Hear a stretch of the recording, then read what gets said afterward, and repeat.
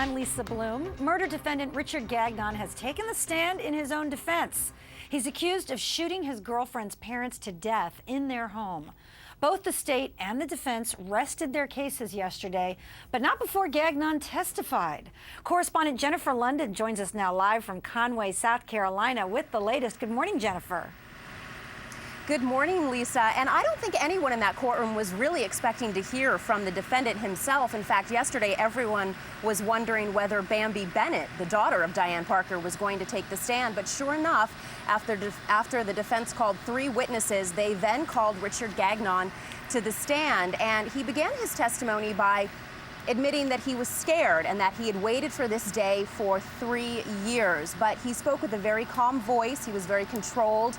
He was very collected during his testimony, and he provided the jury with a timeline of where he was the day before the murders until after the bodies were removed from the Parkers' house. He said that on that night that the murders occurred, he was at home with Bambi Bennett and her 2 sons. He said he stayed up until about 2:30, fell asleep in his clothes, woke up the next morning at about 6 to go to work. He said Bambi then woke up with him, drove him to work, and the day began as any normal day would. He said later that morning, though, they got the terrible news that the Parkers had been shot, and he and Bambi went to the Parkers' residence. He then told the jury that that's when he saw the 3 people who initially discovered the bodies.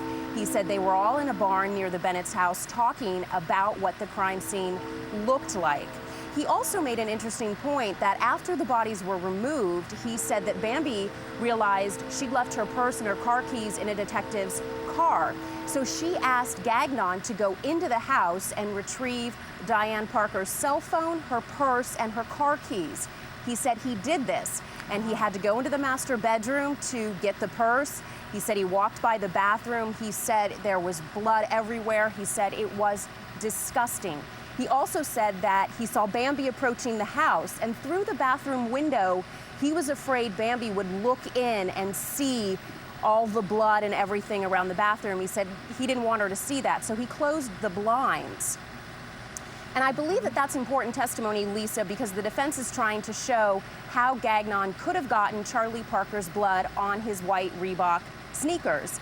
Gagnon told the jury that he was wearing those white sneakers when he entered the bathroom.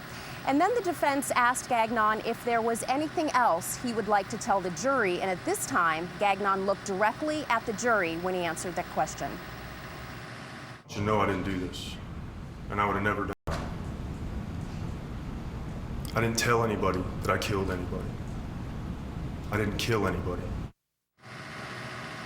Gagnon also told the jury that he never confessed to his the person, Robert Mullins, who he was incarcerated with. That was a witness the prosecution put on yesterday to testify that, in fact, Richard Gagnon had confessed to him. Gagnon says that's simply not true. He wouldn't confess because he didn't do it.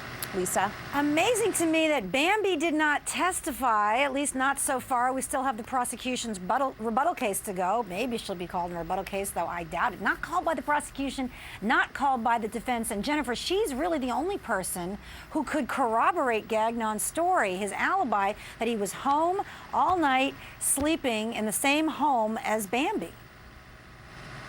Bambi was there, and also her 2 sons, Cody and Nathan, were there. Gagnon says that they went to bed before he did, and they slept in a front bedroom, and he said that he and Bambi had a fight that night, and they didn't sleep in the same bed. He said he sort of fell asleep on this mattress in the front room where he was either playing video games or watching a movie, and that Bambi had fallen asleep back in the sunroom. But he did say that there was no way for him to leave the house without somebody hearing him, because they had one door that they used to leave and enter the house, and it was a sliding glass door. And he said the rollers of the door didn't work so great, so you would have to sort of shimmy the door to open it, and it made a lot of noise. And he said that that would have woken Bambi up if he had left the house, which he insists he did not. Now, why the prosecution didn't call Bambi Bennett, we simply don't know.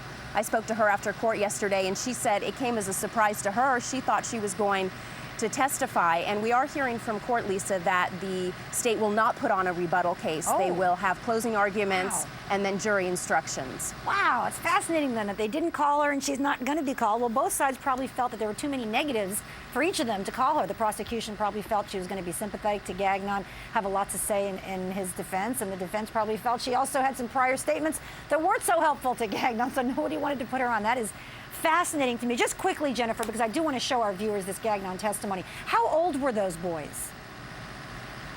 At the time of the murders, they were, well, let's see, the boys are 17 and 14 now. The murders happened about 3 years ago. So they were still in school. And we haven't heard anything from the boys. I was asking Bambi if they would maybe testify. She said she didn't know. The boys have been mentioned from time to time during the trial, but as far as being potential witnesses, their names were never discussed. Well, old enough to testify that he was home that night, that he was sleeping on the sofa, if indeed that's the case. Fascinating that all those other 3 people who were in that home, in that small home, none of them called to testify by either side. All right, Richard Gagnon, the defendant, took the stand in his own defense yesterday. That is rare. It's unusual. It's always the defendant's right.